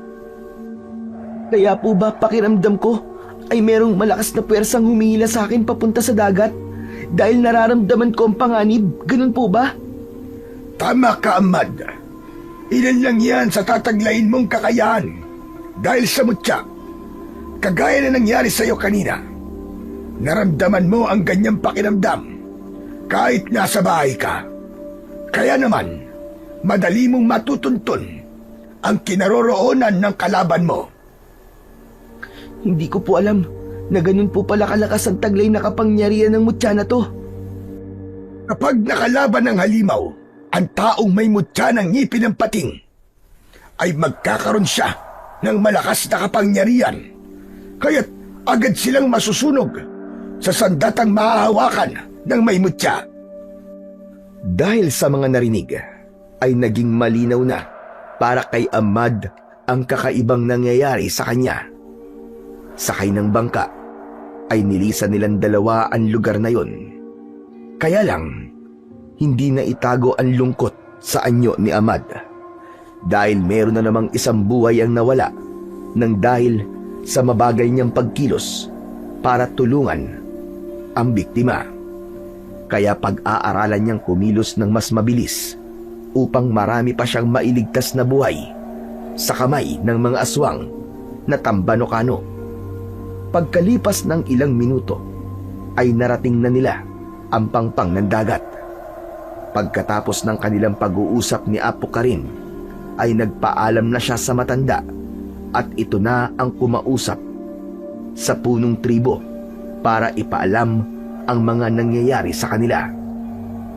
Habang si Ahmad naman ay tahimik na tinahak ang daan pauwi sa kanilang bahay. Hindi na siya nagkwento sa kanyang ama at diretso na siyang nagpahinga sa loob ng kanyang silid. Dahil nagamit niya ang lakas ng kapangyarihan kanina, ay nakaramdam siya ng panghihina. Hindi niya namalayan na nakatulog na siya sa kanyang katre. Napabalikwas ng bangon si Ahmad nang marinig ang malakas na sigaw ni Jamal sa loob ng kanilang bahay. Pareho silang lumabas ng bahay ni Mang Nasir para harapin ang nag-aalalang kaibigan. Tulak nito ang upuan na merong gulong habang butil-butil ang pawis sa noo nito na parabang nanggaling sa malayong pagtakbo.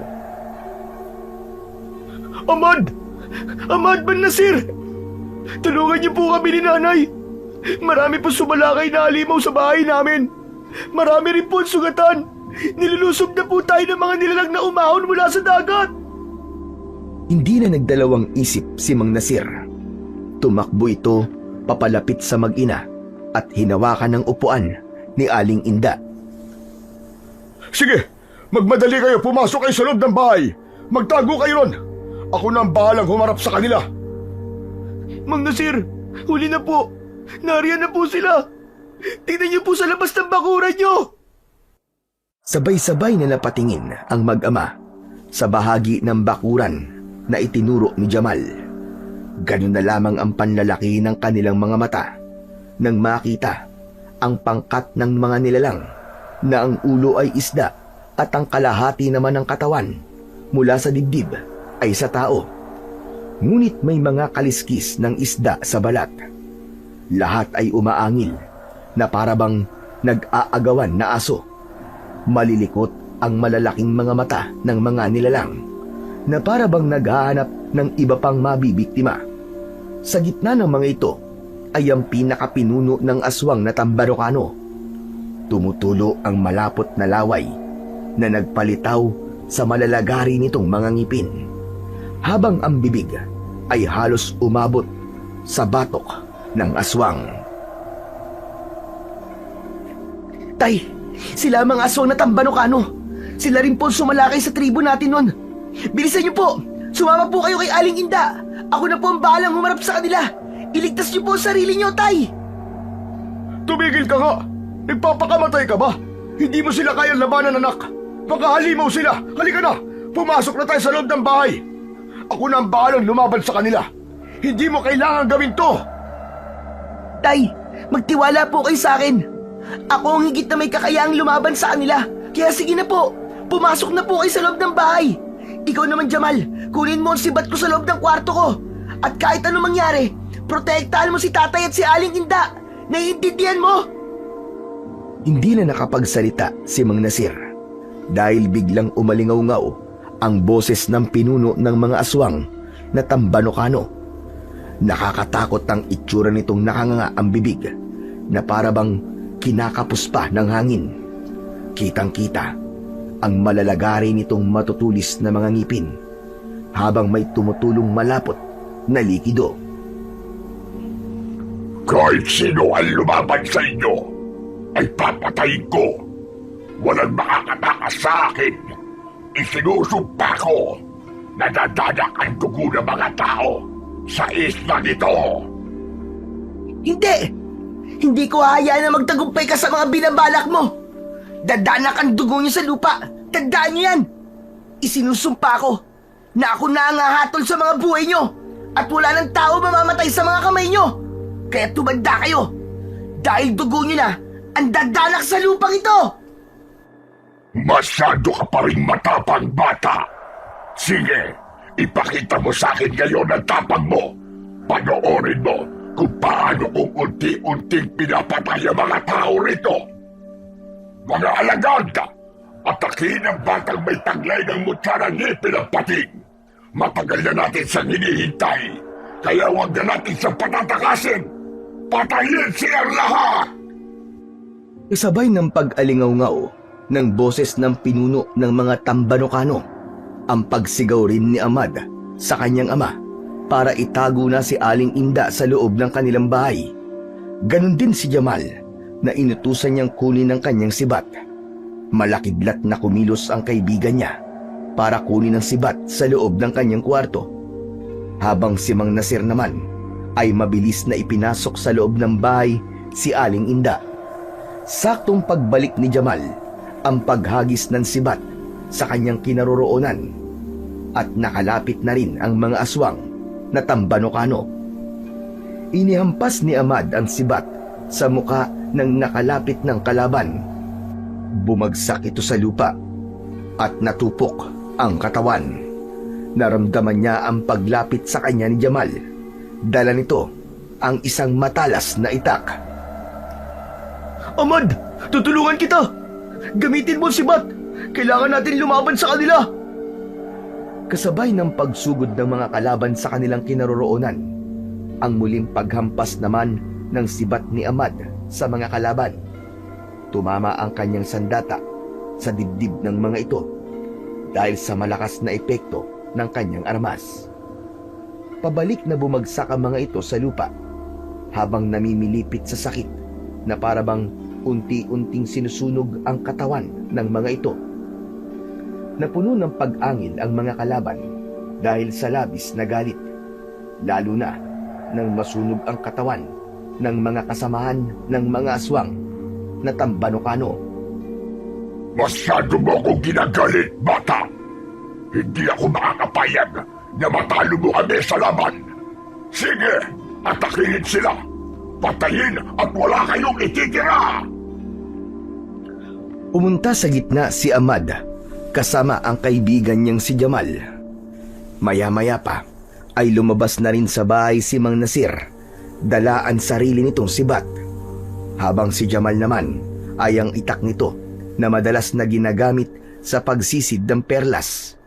Kitang-kita nilang tatlo ang paghiliran ng mga kalaban sa labas ng kanilang bakuran, habang ang iba naman ay nakahandusay sa lupa habang unti-unting nasusunog ang katawan. Dahil sa matinding labanan, natakot ang mga tao. Nagtago ang mga ito sa kanilang bahay, nagsarado ng mga pintuan at bintana. Tay, mag-iingat po kayo. Lalo ka na, Jamal. Kahit ano mangyari, hindi na natin nahayaan na mangyari ngayon ang mga nangyari noon. Pagkakataon na po natin para mabigyan ng katarungan ng mga ginawa nila sa pamilya natin. Tama ka, anak. Patay kung patay. Lalaban tayo hanggang sa huli nating hininga. Wala sa lahi natin ang umaatras sa laban. Kasabay ng pagsigaw ng kanyang ama, ang mabilis nitong pagtakbo pasugod sa kinaroroonan ng mga aswang na tambanukano. Sumunod silang dalawa na sinalubong ang mga aswang na umaangil papalapit sa kanilang kinaroroonan. Nagsalubong sila sa gitna habang panay ang pagwasiwas ng kanilang mga sandata. Napuno ng ingay ang buong paligid. Mga boses na puno ng galit at paghahangad na manalo sa laban. Lakas sa lakas, tapang sa tapang ang naging labanan. Bawat wasiwas ng sandata ni Ahmad, ang tamaan ay agad na nagkikisay ang katawan, kasunod ng pagbagsak sa lupa, na bumubula pa ang bibig ng mga nilalang na tinatamaan ng kanyang sibat. Hindi pa nasiyahan si Ahmad, nilapitan niya ang mga napatumba niyang aswang at itinarak niya ang sibat sa dibdib ng mga nakahigang kalaban. Lumiwanag ang buo niyang katawan kasama ng kanyang sandata. Nasunog ang katawan ng aswang dahil sa liwanag na taglay ng kanyang sibat. Sinadya niyang ipakita sa pinuno ng mga aswang kung paano niyang sinunog ang katawan ng alagad nito. Kaya ganun na lamang ang gulat nila nang biglang magbago ang anyo ng pinuno. Nalantad ang tunay nitong itsura. Isang normal na lalaking nakangisi ang muling nagsalita na tila masaya sa nagaganap na labanan ng tao at ng mga aswang. Hindi ba't sinabi ko naman sa iyo, bata, na pagsisisihan mo ang ginawa mo sa akin kanina? Mapatay mo man ako ngayon, ay hindi mo na maibabalik ang mga buhay na kinuha ko. Ngayon naman, ay matitikman ko ang dugo ng batang nagtataglay ng mutya ng ngipin ng pating. Kaya pala, kakaiba ang lakas mo kanina. Talaga palang maitim ang budhi mo. Ikaw pala yun, Mang Omar. Sinasabi ko na nga ba na isa kang halimaw? Hindi naman sana tayo aabot sa ganito. Kaya lang, madadamot kayo. Kung nagbigay na lamang sana kayo, hindi na sana nyo mararanasan kung paano ko kayo papatayin. Nagkakamali ka! Huwag kang gumawa ng dahilan para sabihin kasalanan namin kung bakit ka nagkakaganyan. Ang halimaw ay halimaw. Wala nang pagbabago. At ang kakainin mo ay manggagaling sa pinaghirapan mo, hindi sa pinaghirapan ng ibang tao. Kaya magdasal ka na kung marunong ka magdasal. Dahil ito na ang magiging katapusan mo! Hawak ang dulo ng sibat ay mabilis na umikot sa ere si Ahmad mula sa kanyang braso hanggang sa kanyang leeg. Lumitaw ang malapating na liwanag. Lahat ng mga alagad ni Mang Omar na sumugod sa kanyang kinaroroonan ay tinatamaan niya ng sibat sa katawan. Bumagsak ang mga ito sa lupa na parabang tinamaan ng libu-libong bultahe ng kuryente sa katawan. Bawat bitaw ng sandata ni Ahmad sa ere ay tumatama rin yun sa katawan ng mga aswang na tambanokano. Umikot sa buong katawan ni Ahmad ang malakas na liwanag. Bumalot yun sa kanyang kamay at nagmistulang bola na ibinabato niya sa natitirang alagad ni Mang Omar. Paghampas niya ng sibat sa ere ay nabuo ang malaking hugis na pating na nababalutan ng liwanag. Buong puwersa niya yung ibinato sa kinaroroonan ni Mang Omar. Tumama ang kanyang kapangyarihan sa katawan ng pinuno ng mga aswang na Tambanocano. Lumipad ito at umangat ang paa sa lupa dahil sa malakas na paghagupit ng liwanag na nanggaling sa sibat ni Ahmad. Matagal itong nakabangon, ngunit sa pagtayo ni Mang Omar ay muling bumalik ang anyo nito. Mula sa pagiging tao ay naging isang nakakatakot na aswang na Tambanocano. Nakatayong nakadipa ang mga kamay. Nakalitaw ang malalagari nitong mga ngipin. Para siyang nakaharap sa isang dambuhalang isda. Habang ang sikat ng buwan ang nagsisilbing liwanag nila sa buong paligid. Sina Mang Nasir naman at Jamal ay abala pa rin sa pakikipaglaban sa mga alagad ni Omar. Kaya naman, sinugod ni Ahmad ang pinuno. Nakataas ang sibat habang tumatakbo at nakatutok ang talim sa nakatayong si Mang Omar. Sinalag nito ng kamay ang kanyang sibat. Tumataginting ang ingay ng nagkikiskisang matutulis na kuko at dulo ng sibat ni Ahmad. Bawat salag ay naglilikhayon ng malakas na pagkislap ng liwanag. Kaya naman, sa tagal ng kanilang labanan ay unti-unting nanghina ang aswang na si Mang Omar. Nakalimutan nyo na higit na mas malakas ako sa lupa at kayo naman na nanggaling sa tubig ay hindi maaaring magtagal sa lupa dahil likas sa inyo ang manirahan sa ilalim ng dagat. Ito na ang hudyat ng magiging katapusan mo! Inipon ni Ahmad ang lahat ng kanyang lakas sa kanyang sibat at nabuo ang malapating na liwanag. Umaangil na parang lobo ang liwanag na handang tumama sa nangihinang si Mang Omar. Isang malakas na paghagupit ng sibat ang ginawa ni Ahmad. Tumama yon sa likod ng kalaban, kasabay ng pagsaksak niya sa dibdib nito. Bumagsak si Mang Omar sa lupa. Namimilipit ito sa labis na sakit. Lumapit siya kay Mang Omar na nasa anyong halimaw. Nasunog ang katawan nito na parabang natunaw sa liwanag na epekto ng mutya. Habang ang mga natitirang kalaban ay isa-isang inatake ni Ahmad gamit ang kanyang naglalagablab na sibat. Natulala si Mang Nasir sa ipinakitang husay ng kanyang anak na si Ahmad pagdating sa pakikipaglaban. Idagdag pa ang biglang paglitaw ni Apo Karim kasama ang mga tanod sa kanilang lugar. Umalingaw-ngaw ang sigawan mula sa mga taong galit na galit sa aswang na Tambanocano. Lahat ng mga halimaw na natira sa labanan ay pinagtulungan ng mga tao. Hanggang sa natira na lamang ay ang nag-iisang aswang na tangkasa ng susugod sa kinaroroonan ni Mang Nasir. Ngunit naharang ito ni Apo Karim. Ang matanda mismo ang pumugot sa ulo ng aswang na Tambanocano gamit ang matalas nitong itak. Iniligtas nito ang kanyang ama na si Mang Nasir.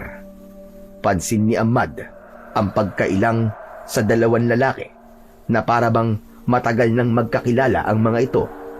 Ilang saglit pa ay lumabas si Aling Inda at diretsyong napatingin sa gawi ni Apo Karim. Mas lalo silang nagulat ni Jamal nang biglang magsalita si Aling Inda at tinawag nitong tatay si Apo Karim. Kaya naman, hindi nakatiis si Jamal. Nagtanong ito nang may bahid ng pagtataka. Nay, bakit po tatay ang tawag niyo kay Apo Karim? Naluluwang tanong ni Jamal sa ina, habang si Ahmad naman ay nagpalipat-lipat ang tingin sa mag-ina at sa matanda. Hindi siya makapaniwalang kilala ni Aling Inda ang matandang kasama nila ngayon, lalo na nang magkwento ito ng buong katotohanan sa pagkatao ni Apo Karim.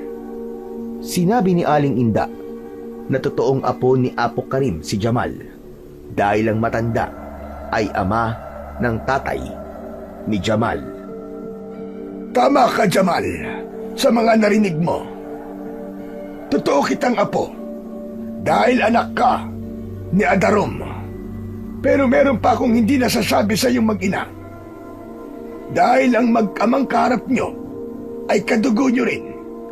Si Nasir, ang aking anak na iniligtas noon dahil sa kahilingan ng tatay mo, Jamal. Alam ni Adarom na anak ko si Nasir at tinanggap niya ng buo ang kapatid niya. Kaya Nasir, patawarin mo ako. Patawarin mo ako, anak, sa lahat ng mga pagkukulang ko sa iyo.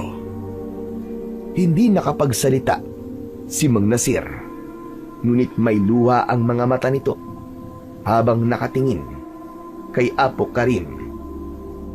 Apo, kung ganun po, kayo po ang totoo kong lolo at magpinsan po kami ni Ahmad. Tama ka, Jamal. Magkakadugo tayo na pinagtagpo ng pangyayaring to.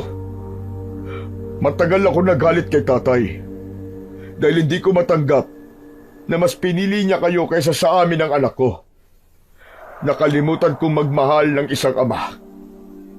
Kaya na magkaroon ako ng anak, naisip kong ganito pala kahirap ang maging tatay. Kaya tay, pinapatawad ko na po kayo. Patawarin niyo rin po ako kung naging sarado ang puso ko para sa inyo. Naiintindihan ko na po ang lahat. At sapat na po ang ginawa niyong pagligtas sa buhay ko kanina. Wala kang dapat na ingi ng tawad sa akin, Nasir. Dahil ako ang totoong nagkasala. Parang ang hirap naman pong paniwalaan ng nangyayaring to. Sa isang iglap, ay nalaman kong may apo pala ako. Isang lolo na maituturing kong kadugo. At isang pinsan. At isang tiyahin na magbibigay sa akin ng kompletong pamilya. Kaya pala magaan ang loob ko sa inyong dalawa eh. Dahil magkadugo po tayo. Pamilya ko kayo. Mabuti na lang at walang nangyaring masama sa inyo kanina. Lukso ng dugo ang umiral sa inyong dalawa ni Jamal, Ahmad. Kaya nang una ko kayong makasama, ay binalot ng kaligayahan ng puso ko dahil nakasama ko kayong dalawa na tunay kong mga apo. Sinadya ko munang hindi magpakilala sa inyo dahil hindi ako nagkaroon ng lakas ng loob para harapin kayo. Sana'y hindi ka magalit, Jamal, dahil si Nasir ang naging dahilan kung bakit namatay ang tatay mo.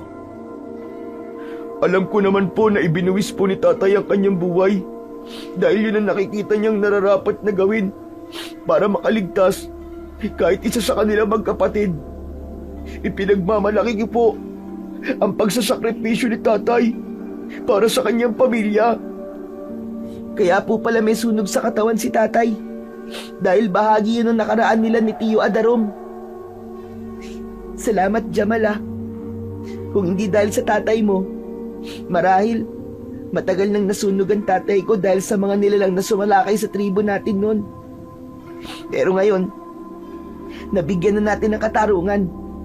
Matatahimik na sila at magkakaroon na ng kapayapaan sa tribo natin. Salamat kay Allah dahil hindi niya tayo pinabayaan. Masayang nagkayakapan ang apat bilang pagpapatawad sa mga nagawang kasalanan. Masaya si Ahmad ng mga sandaling yun. Natalo niya ang mga aswang na Tambanokano at muli niyang nakasama ang mga nawalay nilang pamilya. Sakalang nagbukas ng bintana at pintuan ang mga kalahi nilang tausug. Labis ang pasasalamat ng mga ito sa kanilang lahat dahil sa pagkakatalo nila sa pinuno ng mga aswang na si Mang Omar. Humingi rin ang mga ito ng pasensya dahil sa nagpakita sila ng kahinaan at kaduwagan. Ang iba namang mga kalalakihan na nakatulong nilang makipaglaban sa mga aswang ay malakas na isinigaw ang pangalan ni Ahmad. Labis ang kanilang paghanga sa batang lumaban sa mga naglalakiyang aswang na Tambanokano. Pinatunayan lamang ng batang si Ahmad na gaano man kalakas ang kapangyarihan ng mga kalaban ay kailanman hindi mananalo ang kasamaan laban sa puwersa ng kabutihan. Sa kasalukuyan ay muling ipinagpapatuloy ni Jamal ang paninisid ng perlas, habang si Mang Nasir at Apo Karim naman ay bumalik sa pangingisda. Samantalang si Ahmad naman ang nagpanatili sa katahimikan ng kanilang tribong Tausug. Ipinalaganap nila ang kapayapaan sa buong isla at namuhay ng payapa nang walang anumang takot sa banta ng panganib na hatid ng mga halimaw na nakatira sa karagatan. Sobrang nagpapasalamat si Ahmad na ang naging bunga ng pagpapatawad ng kanyang ama kay Apo Karim ay isang matagumpay at tahimik na pamumuhay kasama ng mga mahal nila sa buhay. Matuto tayong bitiwan ang bigat ng galit at sama ng loob sa dibdib.